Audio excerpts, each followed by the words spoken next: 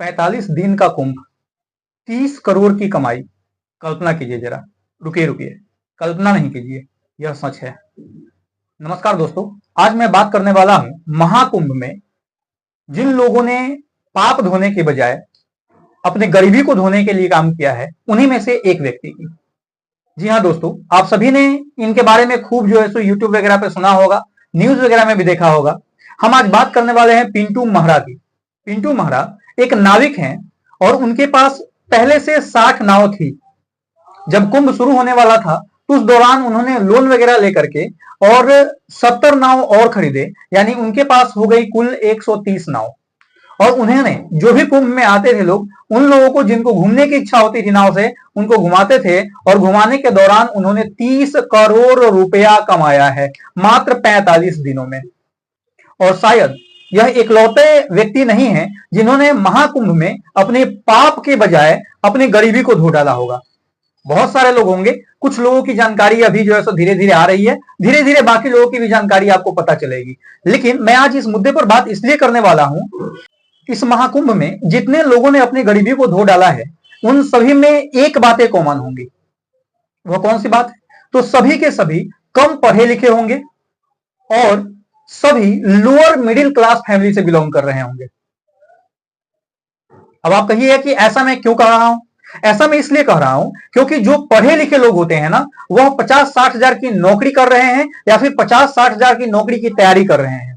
और जो upper middle class लोग होते हैं वह इसलिए कुछ नहीं करते, वो भी नौकरी की तैयारी ही करते हैं क्योंकि अगर उनकी नौकरी नहीं लगी तो समाज के 4 लोग उसे क्या कहेंगे, समाज के 4 लोगों में उनकी इज्जत प्रतिष्ठा मान मर्यादा जो है वह क्या रहेगी। बस इन 4 लोगों को दिखाने के चक्कर में आज भारत में बेरोजगारों की संख्या 64.33 करोड़ है। मैं ये युवा बेरोजगारों की बात कर रहा हूं। इसलिए बेरोजगारी दर बढ़ी हुई है क्योंकि सबको नौकरी करना है, सबको सरकारी नौकरी करना है या प्राइवेट नौकरी भी करना है, 30-40 हजार रुपए का महीना कमाना है। लेकिन आपको जान के हैरानी होगी कि अगर मान लेते हैं कि आपकी नौकरी लग जाती है और आपकी महीने की सैलरी 1 लाख रुपए है और आप 30 साल तक उस नौकरी को करते हैं, तो 30 साल के बाद आप जो कमाएंगे वह 3 करोड़ 60 लाख रुपए कमाएंगे मात्र। मैं बोल रहा हूं कि उस पिंटू मेहरा ने मात्र 45 दिनों में 30 करोड़ रुपया कमाया है। आप पूरे 30 साल में 3 करोड़ 60 हजार रुपया कमाएंगे। हालांकि ये मैंने बोला कमाएंगे, आपके पास बचत की जो बात करें, वह बचत के नाम पर क्या होगी पता है? एक अपने होम टाउन में एक 2 BHK का फ्लैट होगा, आपने अपने बच्चों को पढ़ाया लिखाया होगा, किसी एक बेटी का शादी किया होगा और इस 30 साल की नौकरी के दौरान जो आपको मिला होगा वह ब्लड प्रेशर मिला होगा, शुगर मिला होगा और एक आध छोटा मोटा हार्ट अटैक आ चुका होगा आपको। यानी आपकी अचीवमेंट जो है वह इस 30 साल के जॉब में यही रही।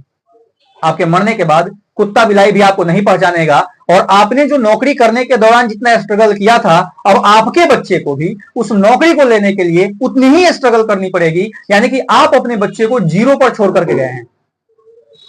लेकिन अगर आप जीवन में एक बार रिस्क ले लेते हैं तो आप आने वाले कई एक जनरेशन को, अपने आने वाले कई एक पीढ़ियों को सिक्योर करके जाते हैं। जैसे धीरू भाई अंबानी ने एक बार रिस्क लिया था, उन्होंने पेट्रोल पंप पे काम किया, पेपर बांटा और उनके मरने के बाद मुकेश अंबानी को जीरो से शुरू करने की जरूरत नहीं पड़ी। मुकेश अंबानी के बाद उनके बच्चों को, आकाश अंबानी को जीरो से शुरू करने की जरूरत नहीं पड़ी है। उसका बेटा जो है आज मिलेनियर है, मिलेनियर नहीं बिलेनियर है।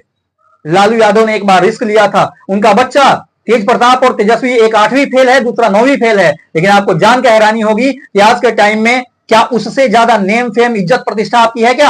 आप चाहे एसपी डीएसपी ही क्यों ना हो गए हो, आपकी इज्जत उससे ज्यादा नहीं होगी, आपके पास पैसे उससे ज्यादा नहीं होंगे, आपका नेम फेम उससे ज्यादा नहीं होगा। क्या कर रहे हैं? हमें तो यही नहीं समझ में आ रहा है। हमें जो रीजनिंग पढ़ाया जाता है, हमें जो मैथ पढ़ाया जाता है, उस मैथ का पूरे जीवन काल में कोई इस्तेमाल नहीं है, कोई यूज नहीं है उस मैथ का। क्यों पढ़ रहे हैं, पढ़ाई क्यों कर रहे हैं, हमको ये नहीं समझ में आया। आपने पढ़ाई पर जितने पैसे खर्च किए हैं, अगर उन पैसों को जमा करके कोई छोटा मोटा बिजनेस शुरू किए होते तो शायद आज के टाइम में आप भी लखपति करोड़पति होते। अब बताइए, तेजस्वी 9वां फेल है, लेकिन आप उसका भाषण कभी सुन करके देखिए, जब वो विधानसभा में गरजता है तो पढ़े लिखे लोगों का भी नाक काटने के लिए तैयार रहता है। लेकिन परिवारवाद की बात करते, बताओ कितने मंत्री हैं परिवारवादी? नामे गिना देते, खाली मंत्री लोग गिना देते हैं। अध्यक्ष महोदय, विजय चौधरी जी, सम्राट चौधरी जी, अशोक चौधरी जी, नीतीश मिश्रा जी, सुपुत्र जगन्नाथ मिश्रा जी, चारा घोटाला काला मंत्री बना के बैठे। हाँ? खा गए कभी बोले जगन्नाथ मिश्रा जी चारा खा गए? कहाँ है? लेकिन आपका पढ़ा लिखा बच्चा चार लोगों के बीच में जब बोलने की बारी आएगी तो नहीं बोल पाएगा। मतलब सीधा सीधा है कि आपका जो जीवन बनता है वह एक्सपीरियंस से बनता है। आज के टाइम में बच्चा जो है 4 साल इंजीनियरिंग करता है, 10-12 लाख रुपया खर्च करता है, और जब जॉब के लिए इंटरव्यू देने जाता है तो उसकी नौकरी लगती है कितने की? 8,000 की, 10,000 की। क्यों 8,000 10,000 की नौकरी लगती है? क्योंकि उसके पास एक्सपीरियंस नहीं है। अरे घंटा फिर काहे पढ़े थे हम? क्यों 12,000 लाख रुपया 15 लाख रुपया खर्चा क्यों किए थे? 4 साल बर्बाद क्यों किए थे? जब एक्सपीरियंस ही चाहिए तो जाता, तुमको मैकेनिकल इंजीनियरिंग करना था, चुपचाप जाता जो है सो कार की फैक्ट्री में काम करता, धीरे धीरे जो है सो सीखता, और 4 साल के बाद तुम जो है सो कार का वैज्ञानिक हो चुका होता, पैसे भी कमाता। अब जब किसी कंपनी में जाकर के इंटरव्यू दोगे तो उसको डिग्री की जरूरत नहीं होगी, तुम्हारे एक्सपीरियंस के हिसाब से वो 1 लाख, 1.5 लाख, 2 लाख, 3 लाख रुपया देने के लिए तैयार होगा। समझ में आ रही है हम कर क्या रहे हैं? जीवन में रिस्क लीजिए। देश की तरक्की जो है वो तभी होगी जब हम और आप जो है थोड़ा सा रिस्क लेंगे। आप अपने बच्चों को जीरो पर छोड़ना नहीं चाहते हैं तो थोड़ा सा जीवन में रिस्क लीजिए। अब एक बात बताइए, आपको लगा होगा कि नहीं जो कुंभ में नहाने गए थे वो लोग बहुत अच्छे थे, और जो वहां नाव चला रहा था वो तो गरीब आदमी था। आपको क्या लगता है, आप गरीब हैं कि वो गरीब है? 45 दिन में 30 करोड़ रुपया कमाया है। आपके अगले 7-8 खानदान को खरीद सकता है, इतनी कैपेसिटी उसके पास है। आप कह रहे हैं कि आप जो है सो अमीर आदमी है, घंटा अमीर है। आपकी इस अमीरी का क्या होगा? अचार लगेगा? कुछ नहीं लगेगा। आपके बच्चों को फिर से जीरो से शुरू करना पड़ेगा। और ये जो पढ़े लिखे का जो ढकोसला है ना, इसी ढकोसले ने भारत को आज जनसंख्या, भारत की जो जनसंख्या उसमें से 50% से ज्यादा जनसंख्या गरीबी रेखा के नीचे जी रही है।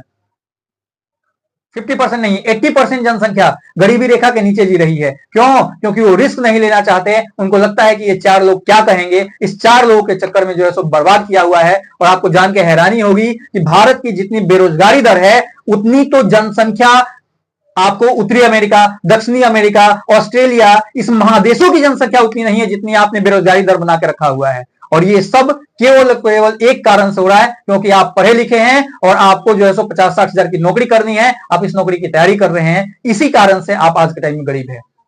और आपका बच्चा भी गरीब ही रहेगा, भूखों मरेगा, उसका कोई इलाज नहीं होगा, कोई उपाय नहीं होगा। समझिए, थोड़ा सा रिस्क लीजिए। आज के टाइम में चाय बेचने वाला लखपति करोड़पति है। चाय बेचने वालों के पास 2-2, 3-3 फ्लैट शहर में है, जबकि चाय बेचने वाला बिल्कुल गरीब है। अरे आपको ठीक है, शर्म लगता है, मुंह पे रुमाल बांधिए, मास्क पहनिए और अपने शहर को छोड़कर किसी दूसरे शहर में जाकर के कोई ना कोई रोजी रोजगार शुरू कीजिए। यकीन मानिए, आपका आज से 2, 4, 5 साल, 7 साल किया गया मेहनत जो होगा आपके आने वाले सभी के सभी जेनरेशनों के जीवन को सुधार के रख देगा। दूसरी, भारत की जो बेरोजगारी दर है उसको भी कम करेगा। तीसरी, भारत में गरीबी भी कम करेगा। चौथी, भारत की जो आर्थिक उन्नति होगी वह बिल्कुल बहुत ज्यादा बेहतर तरीके से होगी, क्योंकि जो 64.33 करोड़ बेरोजगार हैं, ये बेरोजगार क्या भारत का विकास घंटा करेंगे? ना तो उनका खुद का विकास नहीं हो रहा है, भारत का विकास क्या करेंगे?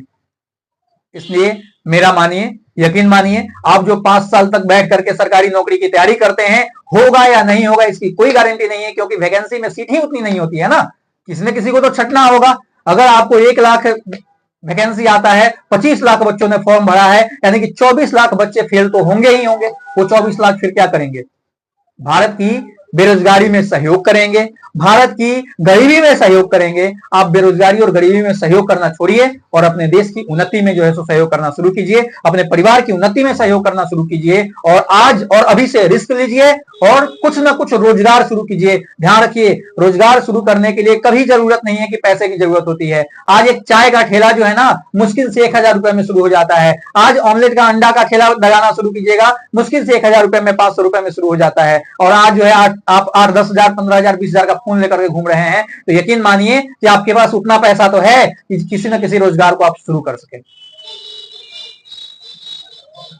अगर मेरी ये बातें अच्छी लगी हो तो शेयर जरूर करिए, बुरी लगी हो तो कमेंट जरूर कीजिए कि आपको मेरी कौन सी बातें बुरी लगी है। उस 4 लोगों को दिखाने के चक्कर में नहीं रहिए, क्योंकि ये 4 लोग ही बाद में आपको पता है क्या कहेंगे? आपके साथ आपके मृत शरीर को कंधा देंगे और राम नाम सत्य है कहते हुए आपको शमशान में ले जाके आग में झोंक लेंगे। इसलिए उन 4 लोगों को दिखाने के चक्कर में नहीं पड़ना है। खुद को दिखाइए। नाव जब वो चला रहा होगा तो 4 लोग हंस रहे होंगे। आज 30 करोड़ जब कमाया है ना, पूरा देश उन पे जो है सो वाहवाही लूटने के चक्कर में है। सब लोग वीडियो बनाने में लगे हुए हैं। हम भी आज उसी को देख करके इंस्पायर होकर के आज वीडियो बना करके आपको दे रहे हैं। समझ में आया? किसकी इज्जत ज्यादा है, आपके यहाँ एक सरकारी नौकरी 50-60 हजार का करने वाले का, या फिर उस नाविक का? आपके यहाँ जो सरकारी नौकरी है, आप जो सरकारी नौकरी करेंगे आपको कौन जानेगा? आप जहां पे नौकरी करेंगे वहां के 2-4 लोग, आपके परिवार के 2-4 लोग, बस। इससे ज्यादा आपको कोई नहीं जानेगा। बिजनेस करेंगे, हो सकता है पूरा इंडिया जाने, पूरा वर्ल्ड जाने। आज मुकेश अंबानी, धीरू भाई अंबानी के बदौलत जो है मुकेश अंबानी और आकाश अंबानी को किसी के पहचान होने की, मोहताज होने की जरूरत नहीं है। और शादी में अपना खर्चा कर दिया जितना में आपका जो है सो पूरा भारत की गरीबी खत्म हो जाती। सोच के देखिए, रिस्क लीजिए, निकलिए थोड़ा सा, 4 लोगों का सोचना बंद करिए। शर्म आता है, अपने शहर को छोड़िए, किसी दूसरे शहर में एंट्री मारिए और वहां पे रोजगार शुरू करिए जरूर। Thank you.